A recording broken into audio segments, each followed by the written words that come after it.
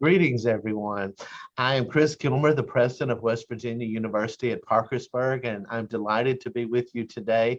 We have a very distinguished guest who is here to share with you his thoughts about Black History Month and hopefully to share with you something about his own story and how he has risen to the national prominence to which he has risen. I remember something that was said by one of my dearest friends a few years ago when she was speaking to a group of young people. Constance Slaughter Harvey, who's herself an icon of the civil rights movement, and was speaking to a group of young people, and she said that she would, at least metaphorically, be really excited not to always have to drive the bus anymore, but she would be happy to guide the bus whenever there were young and worthy drivers for it. She and Congressman Benny Thompson famously borrowed a bus from Tougaloo College many, many years ago. Some would choose a different word than borrowed to go and pick up a group of students who had been at the governor's mansion making a peaceful protest, and that became a part of American history. She was recognized last year as one of the distinguished women in American history, and I tell that story this morning for this reason. Derrick Johnson Esquire is one of the most prominent young bus drivers that Connie had been waiting on for a long time to come onto the national scene, and I know metaphorically she is delighted for Mr. Johnson to be driving the bus of the NAACP. It's a great honor for a small school like WVU Parkersburg to have someone of his distinction in our midst today. And I am going to recognize Dr. Stephen Smith, WVU Parkersburg's first Chief Diversity Officer and our Vice President for Diversity, Equity, and Inclusion. And he's going to introduce Mr. Johnson, and he will proceed with the program. So welcome, Derrick, and thank you for being here. Dr. Smith. Thank you. President Gilmer, thank you so much. Derrick Johnson, first and foremost, man, I want to thank you so much for agreeing to be a part of the WVUP family today. As the Open Task Force represents and presents Black History Month. And when we came to come up with ideas about that, you were the first person that I thought of. And if you remember, I called you and asked you if you knew someone that you could recommend to speak to us. And you said, when is it? And I would love to do it. And Derrick, because of our friendship, I really appreciate you for doing that. And so today, just for our audience to know, we want to talk about who Derrick Johnson is. And then we want to talk about the NAACP. But I think it's more important for those who are out there who can become allies to really understand who's leading the charge for this great organization and why we do what we do as a part of it. And so, Derrick, of course, you and I have known each other for over 30 years now. And I remember meeting you at historic Mary Holmes College in West Point, Mississippi. And you were this bright, intelligent, young brother who I knew was going to do some incredible things, but I didn't know that you'd go as far as you've gone. And however, I just thought that you were the kind of guy that would be a great fit for Tougaloo College. Not knowing until recently in a conversation that we had that actually Mary Holmes was a second chance for you. So talk to us about that process and how you came to Mary Holmes and then on to Tougaloo and through your educational journey. Great. First of all, Dr. Gilmer, Dr. Steve Smith, thank you for the opportunity. It's an amazing reality that we'll sit where we sit. When I first met you, Steve, you was a recruiter, and here you are now, VP of an institution. And Dr. Gilmer, when I first heard about you, I had left Tougaloo. You was an English professor and stewarding students, and now here you are, a college president. All that to say, going to your question, small schools can have big impacts, and that's really key. Tougaloo College, average attendance around 900 students, very small schools, but intimate in nature, and has given so many people an opportunity to really realize their dreams and understand their potential. But for a student like me who finished high school in Detroit, Michigan with a 1 GPA, who struggled going through several schools before landing at Tougaloo, Mary Holmes was a junior college. It was a 2-year institution. It was struggling in itself, and it was accepting students like me that really did give a second opportunity, and for some of us gave a first opportunity because it didn't cast us away. It didn't screen us out of the process of really aspiring to be who we are today or who people could be. And I think that's part of the mission, without even reading the mission of Parkersburg, because it's a small school in a small state where many people would write off it or ignore, not recognizing that it is the Parkersburgs of the world, the Mary Holmes of the world that really generate the future for our communities, our state, in this nation. And so for me, getting to Mary Holmes and really narrowing down the external forces that would distract and focusing finally opened up my potential. And getting to Tougaloo because of Steve Smith really accelerated my ability to realize dreams that I didn't even know was possible. There, yeah. So you came to Tougaloo, and from Tougaloo, you ended up graduating and moving on to law school. Now, talk to us about that process when you left Tougaloo and went into law school. So I get on the campus, and Steve, you may not remember this. You was giving me the tour of the campus, and what stood out to me is that 50% of the students on campus was either pre-law or the other 50% was pre-med. Absolutely. Now, I knew for a fact that I was not going to take any additional math classes if I didn't have to. So the concept of trying to go to medical school was off the table. I hated math for no other reason than I've never really been exposed to it at a level I should have been exposed to it, because of the academic background I came from, coming out of a system that really did not have the type of talent that I ran into to really open up that potential. And so I instantly said, I will be pre-law. I had no concept about law school, how to go about getting to law school. I have never met a Black lawyer at the time, more or less a lawyer, because I grew up in a kind of a working class neighborhood where people migrated to Detroit from really about 4 places. The South for African Americans, primarily West Tennessee, Alabama, with some sprinkling of people from Mississippi and Arkansas, or the Appalachian Mountain region, West Virginia and Kentucky, all migrating to this part of the city for automotive jobs. Now, understanding that the communities that migrated came from an exploitative economy. Our parents and grandparents and great-grandparents were part of the working poor who either mined in the coal mines or harvest crops in the Delta and Black Belt regions, both of which was exploitive.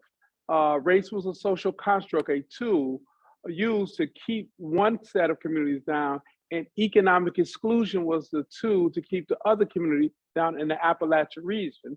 And our parents began to migrate to northern cities like Detroit, looking for better opportunities and jobs. And so many of the individuals who attended my school, pretty much all of them were first, second, and a few third generations in this particular community working in the automotive industry because they gave us the best opportunity. So when I get to Tougaloo and you talk about pre-law, I'm like, wow, well, I don't want to take a math class, so I'm a pre-law major. But the thing I had that was most important was individuals on campus who could provide direction, answer questions, to lay a framework for me, a path to follow. And so out of nowhere, I'm on a pre-law track as a political science major, which I really enjoy political science, and would have taken a lot of history class because I really love history. But that track alone set up the ability for me to achieve something that I didn't even know was possible, and that was to apply and get accepted to law school. And as a result of me applying and taking the test, I remember getting a call from Dr. Olabode, one of the professors. The two of you remember Dr. Olabode, Absolutely. a unique personality, to say the least. I'll leave it there. Because my scores came back, and he said, you know, I haven't seen you apply for anywhere, and here is a scholarship to this school in Houston, Texas, called South Texas College of Law, one of which I never heard of, two of which, like, they will be interested in me. And from that reality, I ended up going to South Texas College of Law. Fortunately, there were two other Tougalooans who were there 2 years before me, really good friends even today, and I successfully finished law school as a result. Absolutely. Absolutely. So Derrick, from law school, you came in and I know that you did a lot of community work, and ever since I've known you, post law school, you've been involved in some form of community activism and in the NAACP. So talk to us about your ascension to the presidency of the NAACP.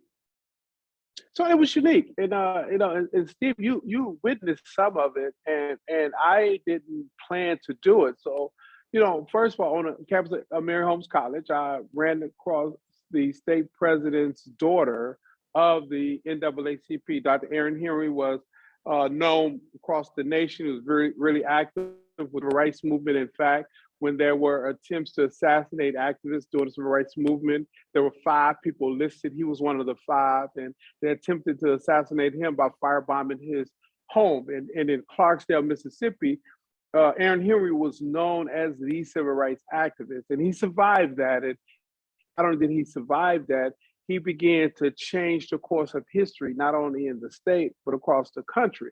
And so to meet his daughter, who then encouraged me to start an NAACP college chapter at Mary Holmes, and from there, introducing me to him and going to meetings with him, I was shocked that many of the rights activists that we read about in the history books were still engaged. And from there, I got really involved. And when I got to the campus of Tougaloo, I learned even more about civil rights history and the struggle of local people. And I met more personalities. And one of the center of gravities around this was the NAACP. So I became the college chapter president of Tougaloo College chapter, and then the state youth president for the NAACP. And even when I went away to law school, I came back and I stayed engaged after I got back. And so I became the state president for Mississippi NAACP. Then I got elected to the National Board of Directors.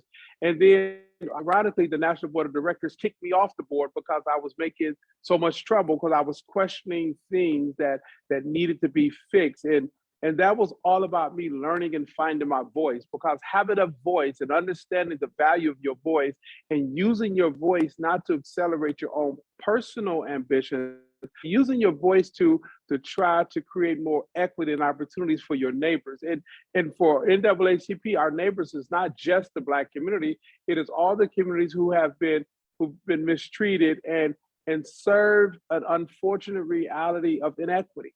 And much of that inequity is based on one zip code, and that zip code really can lock in one's faith if you don't have a voice or an advocacy vehicle like the NAACP to move the conversation away from the inequitable society that we can inherit and move it towards opening up opportunities. And that's why I go back to all institutions and the value they bring to the table, because it's that value proposition that opens up equity. And understand, in this country, inequity shows up in many ways, but the tool used to further and cement inequity is oftentimes race, to divide people based on tribalism, economic strata, to divide people of the haves and the haves not, morality or religious dogma that's not connected to any true faith, to say who should be a part of or not a part based on one's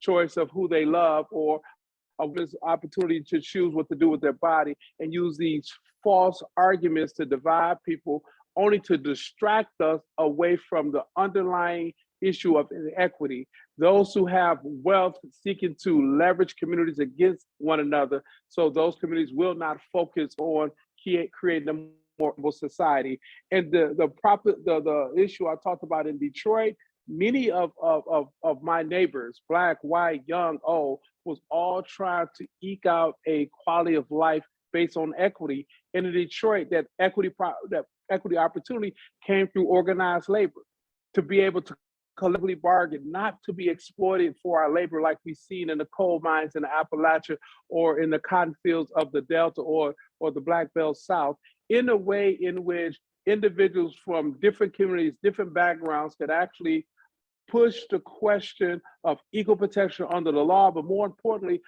a just and equitable society for everyone. Derrick, it's interesting that you talked about how inequity impacts all communities, be they Black or white. And now I want to move into talking about the history of the NAACP. For those who may not be aware of the NAACP's history in terms of how they started, and they started as an interracial group. There was never segregation in NAACP. So if you can, for those who never heard of the NAACP or never really understood what it means, give them some history about the NAACP. So I'm going to layer it because I'm going to talk about the history of NAACP, but I'm going to also talk about the history of West Virginia, which is also crucial to the history of the NAACP, recognizing that the whole concept of what we now know as the Civil War was based on what type of government we should have to promote which industry, and that industry being agricultural based, an extractive economy where we mine for coal or we harvest those crops being tobacco, sugarcane, and cotton, or whether or not we go to an industrial-based economy where we actually manufacture products. And in both of those systems, they were both based on an exploitive labor reality. And in the Appalachian Mountains, that exploitive labor reality will force people and put them in danger to extract the natural resources and ship it away, never truly building the communities that God intended us to have, that's full of quality and opportunity so we can provide for our families and do so in a safe work environment. Or in the Delta, Steve, where you grew up, where that extractive economy was about placing people and harvesting crops, them little to nothing, depending on which system. And both systems, whether the extractive economy of West Virginia or the economy of the Delta, was about exploiting for free and cheap labor. Let's be clear about that. And in that backdrop, the individuals who was pushing for those systems, whether those individuals in the North or the South, the Northern individuals wanted an exploitative economy that was manufacturer-based and industrial-based, and the Southern individuals wanted an exploitative economy that was agricultural or extractive-based. And that conversation between those individuals turned into an argument.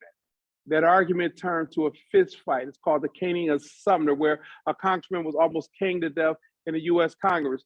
And that fist fight really devolved to articles of secession, where one set of individuals said, we're going to secede from the Union because we want the right of the states to determine our type of economy, agricultural based.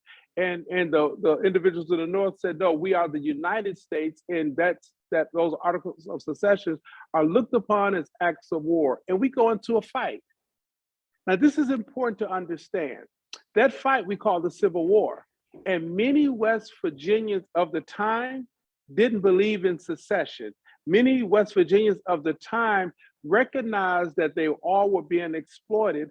And West Virginia, which was a part of the state of Virginia, broke away because they didn't agree with this succeeding from the Union, because West Virginia and the counties that now make up West Virginia, they said, wait a minute, whether you're Black or you're white or whatever ethnic group you come apart, we're all being cheated out of our opportunities. We're all being exploited for free labor.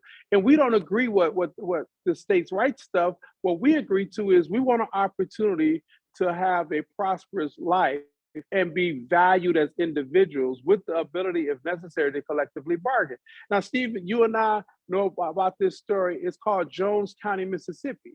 And the Free States of Jones, and those individuals in Jones County said, wait a minute, you want to succeed and you're treating us bad too. We're not going to be a part of this farce. And we're going to create the Free State of Jones, and we're going to fight back. It's going to be male and female, Black and white fighting together, because you're cheating us out of our future. You want to use our kids as cheap labor. You want to suppress our ability to aspire to be better and greater.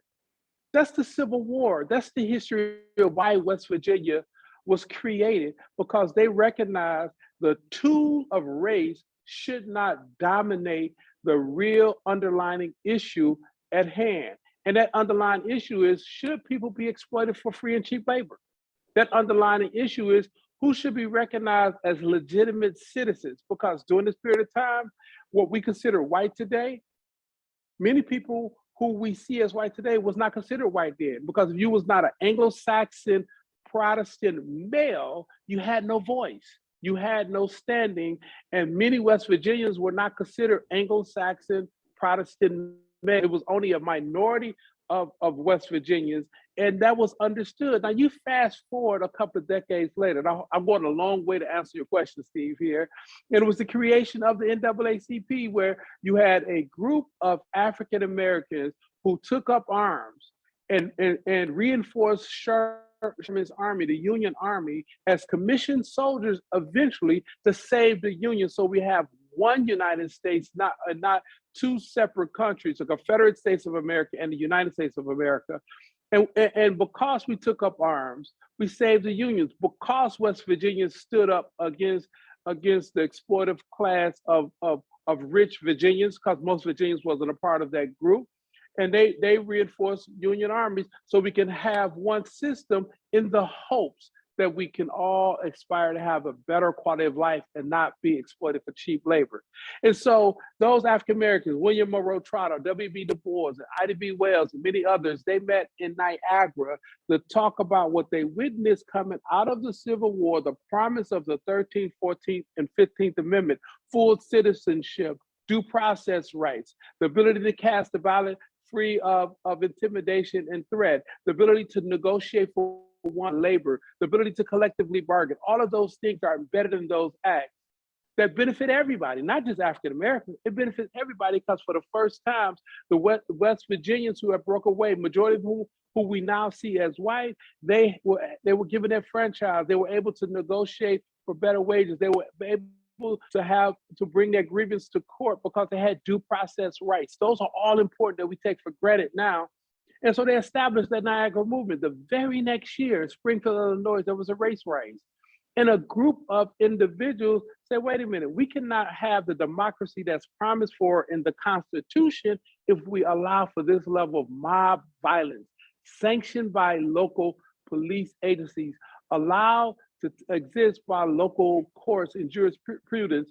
And so those group of whites, some of whom were of Jewish ancestry, some of them of Italian ancestry, all of whom were considered the other, not white. They met in New York and they created the National Association for the Advancement of Colored People. Now let's be clear, those other white individuals that we see today, they were not considered white. They were locked out of the process. Many of them who began to migrate from Massachusetts and Rhode Island looking for a different way of life, they landed in West Virginia, they landed in Kentucky, and they began to try to participate in the economy only to be locked out because when they left Boston or they left Rhode Island, if they go and they was of Irish ancestry, it said Irish need not to apply. If there was of Jewish background, it says Jews not allowed. If they were of any other origins other than what was considered WASP, they were not considered white. In 1909, when NAACP was created. And those two groups came together to create the organization. And the organization they created is an advocacy organization. Our role is to advocate for public policy to improve the quality of life of all citizens, not just African Americans, all citizens. Our role is to advocate for corporate policy to ensure that exploitation of one's labor does not exist, free from discrimination. And that was the founding of the NAACP. We are here to advocate to ensure equal protection under the law for all citizens, to advocate to ensure that our voice, which we demonstrate through our vote, can be equal to any other voice or vote cast at the ballot box, to ensure we create the democracy in a society that was promised in the social contract we call the Constitution. That's the NAACP, and that's why we have existed for 113 years, not as a Black organization primarily, but an organization that advocates for the rights of all. So we have members who are Native American background, of white background, male, female, you name it, because it's a value position to ensure our Constitution applies to all of us. Derrick, thank you for that lesson, man, because I was reading something that Harry Belafonte said. He said, when the student is ready, the teacher will appear. And I think I think today you've served as that teacher. Now, there's a couple other things I want to talk to you about, and that's the right to vote. Why is that so important, not just to the Black community, but to all communities, even the disenfranchised, the marginalized, as well as the well-to-do?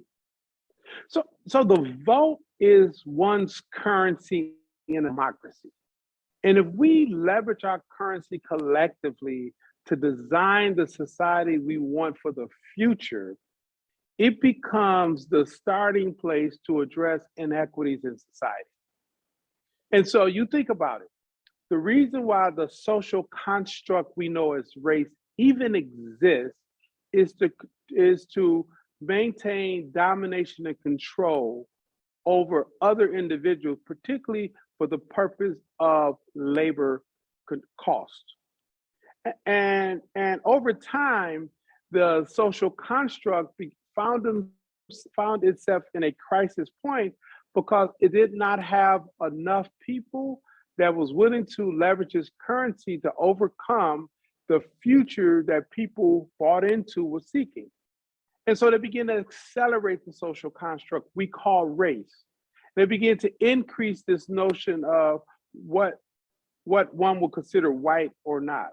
They began to push this false dogma of white supremacy in a way in which to dilute and distract individuals away from the true bread and butter issues confronting us. And so what happens, you have a working poor family, they're struggling, they don't understand why, they really have not had the roadmap to understand public policy in a way in which they know they can have their voice. And right when they begin to get educated and understand it, they get distracted intentionally, a coordinated effort by the super rich to get them to believe that this concept of otherness is the reason why they have not been provided a quality of life. And then from that otherness, they start blaming other groups, and it's really promoted of us versus them tribalism, which is unsafe. Trust me, if you remove whatever the other is, you're still going to have the underlying problem of inequity, because it is about tax policy and regulatory control. Who gets taxed? Who's not taxed? And how those tax dollars are leveraged. And what most of us are saying across communities, we want a quality of life that we can ensure that our elders are taken care of. A quality of life that we can ensure that our young people are prepared for a prosperous future. A quality of life where we're not discriminated against because we grew up in a certain region of the country, and we're not looked down on because we grew up in that region of the country, or we grew up in a certain community. That's really important. That's what we all want. And that's fair, because for all of us who work every day, we own the government. We pay more in taxes than the super rich per capita.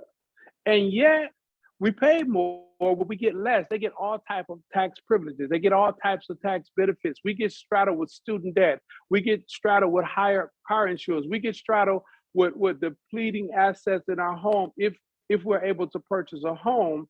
And they distract us on this question of white supremacy, or they distract us on this question of religion, or they distract us on some other question, and we don't see the collective benefit of working together and casting our currency, our vote, to ensure the future we deserve.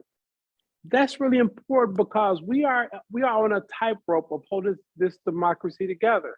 People being misled that something is being taken from them by the other community, when in fact we all are at some time misled by the super rich, who have not provided an avenue for us to ensure more equity. For them, they would exploit us. They would provide quality education. They would not allow us to eke out a quality of life through our pay. They'll pay us $10 an hour, and they will have $500 million in profit, and they'll give the CEO a windfall, and yet we barely can make it off the $7.25 minimum wage, the $10 an hour, and that's equitable. And that's what this fight is all about. That's why the vote is important. So Derrick, as we begin to wrap this up, I wanted to reach out to Rebecca and to see if any of the Facebook Live community had questions for Mr. Johnson. And while we do that, I want to, Derrick, I want to give you an opportunity to speak to this community. And you've really given us the reasons why, but I want you to even carry it a step further as to why they should support the NAACP. Well, great question, Steve. I would strongly encourage support of the NAACP or support any organization that's pushing the question of equity. Because it's the question of equity is one in which many of our communities so desperately need. I've been to West Virginia, and Steve and I've talked about this before. It reminds us so much of the Mississippi Delta or the Alabama Belt, because we see how exploitation plays out. It has nothing to do with race. It has everything to do with this inequitable society that's driven by public policy. And if we force the public policy discussion and question in a different direction, we can be assured of holding corporate interests accountable to the needs and interests of the communities we come from. We can be assured that the water that we're drinking is not contaminated with chemicals because the large money corporations was able to change the policy and allow for drilling that pollute our water. We can be assured that we can have quality jobs, that no matter what those jobs are, there's some safety in worker standards or a quality future, so we can evolve with the jobs of the future and not be anchored to the jobs of the past because some billionaire robber baron is seeking to keep the jobs of the past, limiting our ability and telling us, well, these are the only jobs and somebody's taking away. But when you really take a deep look at it, they begin to get rid of us early on because they got machines to do the jobs that we formerly did. And we've seen that in the Mississippi Delta in agriculture. As soon as they got more machines, they start running people out of town. But we also see it in Appalachian Mountains. As soon as they were able to cut off the top of the mountains and take the machines and dig, you didn't need as many workers to go into the mines at the same level. And so the job opportunities that our grandparents had or the job forecast that our parents had is not the job realities of the future. And so we need public policy to address the jobs of the future. That's why you should be involved with an organization like NAACP or any organization that speaks to equity. But more importantly, being involved in NAACP or other groups that's driving the question of equity, we force the conversation away from tribalism. We will not survive if we allow the tribalistic mentality of the current political, the public square and the political climate to continue to exist. And trust me, whether it's me or Steve or Dr. Gilmore, or whether you come from a West Virginia community or an urban community, tribalism from where we all sit is not in our best interest. It's a distraction to get us to fight against one another and take our eyes off the fact that the super rich are seeking to exploit all of us. This is about money, not racial classification, not community background.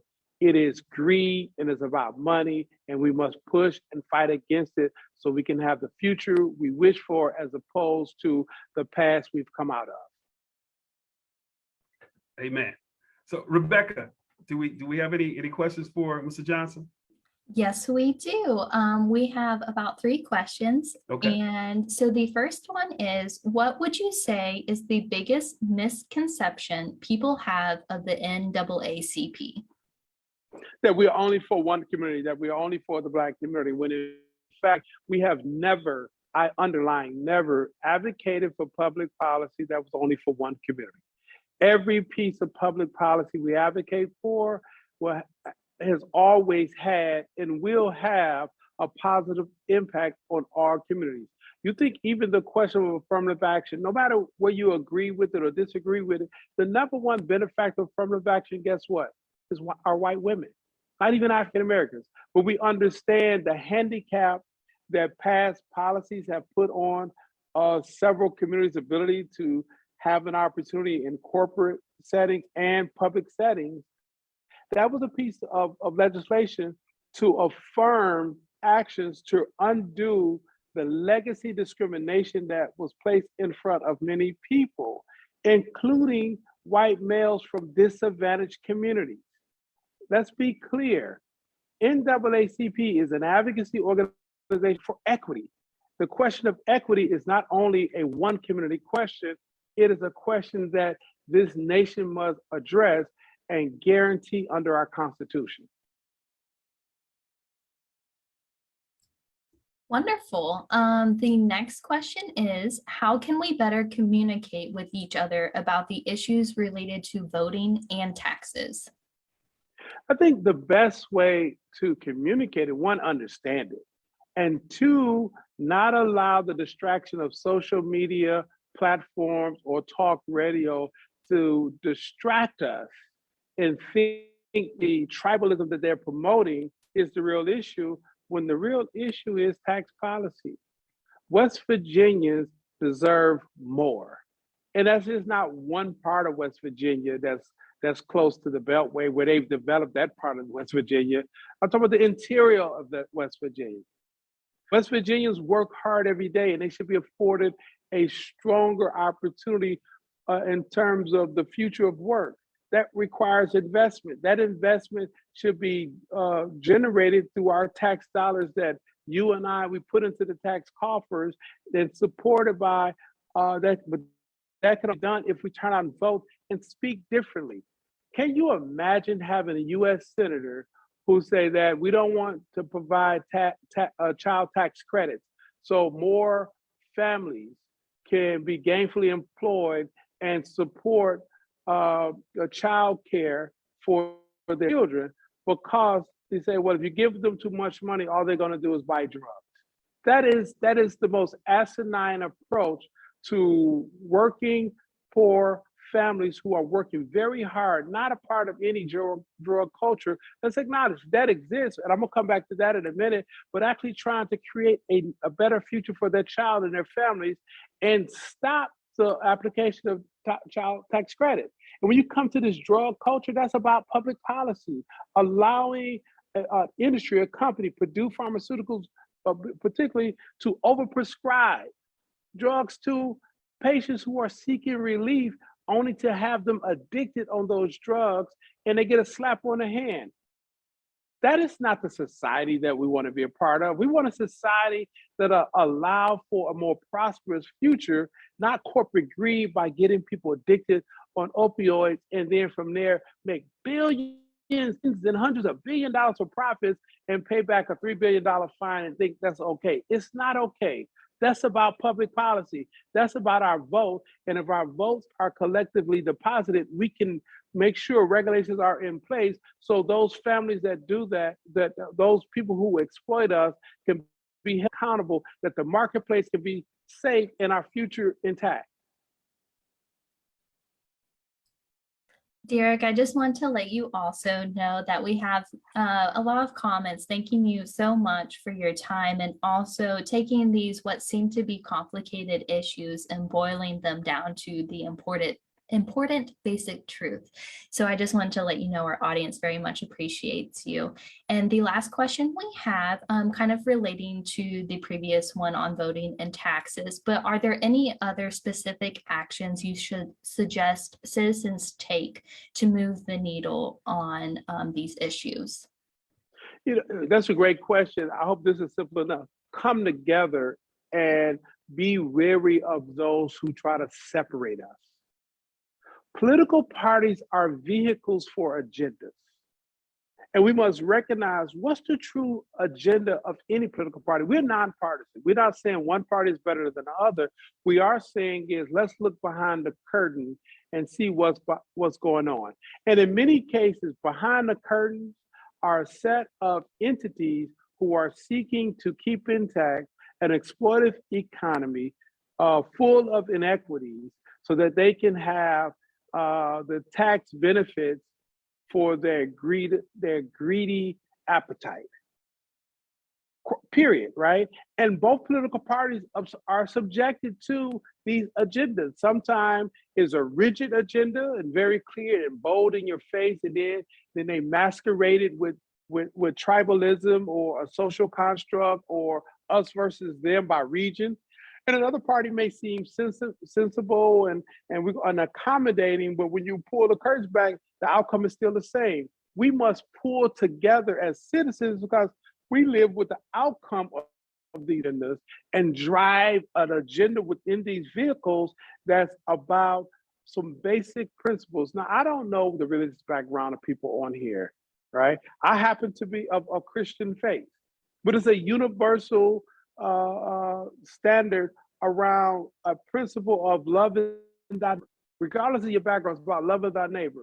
And the best way to love thy neighbor as we love ourselves is to ensure the policy landscape, the community standards is one in which we want to live in, therefore one in which we want our neighbors to live in. And in order for that to happen, we must push for public policy that's more equitable and not allow industries, not allow political party agendas, not allow talk show hosts on radio or social media platforms to distract and distort the truth of what's really taking on. It's about money. It's about controlling and dominating labor. It's about creating otherness and tribalism under a social construct we call race, under a social construct that we call gender, to force people to be opposed to one another as opposed to doing that principle, loving thy neighbor as we love ourselves.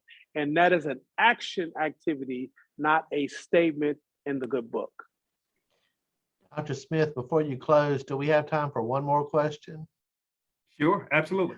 I want to ask a question, Derrick, on behalf of our students. Everyone is important in the conversation, but we're here especially to serve and inspire young people. I mentioned one of my Black history and American history role models in my introduction, and I think you mentioned one of yours when you talked about Dr. Henry. Today, a lot of young people choose sports figures or movie stars, and I don't say that none of those people are worthy of heroic status, but would you look into Black history as we're bringing our Black History Month celebration to a close and tell us another of your heroes? And would you say a few words to our young people about how they might go about choosing their heroes? It's great question. And I can say, growing up in Detroit, I didn't know many of the people that I see as heroes now. And I do want to say Black history for African Americans is a stopping point to recognize what we recognize all year long, but also educate others about our contributions, because there have been ongoing attempts to not highlight the contributions we've made to society. And the current attempt to suffocate and not highlight is under this notion of critical race theory. And I meant to say this earlier. I ask audiences all the time, this time last year, had you ever heard of critical race theory? And to a audience, 99 people who I asked that question say, have you ever heard of it a year ago, last year this time? 99.9 people, they say no. It is a made up fake argument that even when you ask Dr. Smith or you, Dr. Gibman, who are well read, or even me, I had never heard of critical race theory being taught at a single public school K through 12 in the nation, because it was never taught there. It wasn't taught at 99% of colleges and universities across the country. It is the new boogeyman to prevent people to understand the contributions of many. And that boogeyman got people all riled up. We don't want any critical race theory. Okay, what is it? And to the person, you're like, well, I really don't know. It is to distract us. And so when I think about my heroes, I'm thinking about growing up in Detroit. I didn't know about many of the people that I see as heroes who have made major contributions. And so I was a sports guy. I love sports. So I would tell your students to continue to read and research. It is to have as one of your heroes a sports figure, and they can be great with their athletic proudness on the field. But other side of this, what do they do off the field? Are they adding to a better society? So many sports heroes, they really do use their platform for so good. There was a basketball player by the name of Rex Chapman. Rex Chapman was one hell of a point guard. But if you ever go to Rex Chapman's social media platforms, he raised some of the most profound questions. Here's a white guy who his way out of poverty was through basketball, who recognized that inequity that his community was confronted with was a reality of policy that was not right in his community, a majority white community. He was able to get out because of basketball. Now he's using his platform to raise true issues of equity. And so no matter how you use your hero over time, no one is that you only have to have one hero, you can have many heroes. And as you read and you learn and you observe, that would expand. And my criteria is always, are they helping their neighbors? Are they doing something to make society better? Are we moving toward a more prosperous future because we are educating and preparing our young people, the young people who go to Parkersburg? Are we making sure that our elders are treated well in their lean years? My grandmother, my great aunt, your grandmother, your grandfather, your great uncle. And do we protect the right of the disadvantaged? No matter how we label one's disadvantage, it could be a physical disadvantage. It could be a mental hurdle and learning disability that we have to get around. It could be where one's born in terms of their zip code, rural or urban. It could be one's ethnic background or lack of ethnic identity, or it could be your racial classification or your gender classification. But do we protect the rights of all of them, no matter how they stand up? Because at the end of the day, each one of our uniqueness is actually our genius. Einstein couldn't remember to put his socks on in the morning, but he can do the most complicated math projects. We shouldn't penalize someone who can't remember to put their socks on, because we need to learn of their genius. And that should be the work of all of us. Any other questions, Rebecca? At this time, we do not have any more questions, but again, our audience thanks Derrick so much for his time and insight. So as we close out, I would be remiss to not say, I want to thank my brother Derrick. When I see you, I think of Roy Wilkins, I think of Benjamin Hooks, I think of Kwesi Mfumu, and other Omega men who have led the organization and continue to do so. Derrick, you make us all proud, man.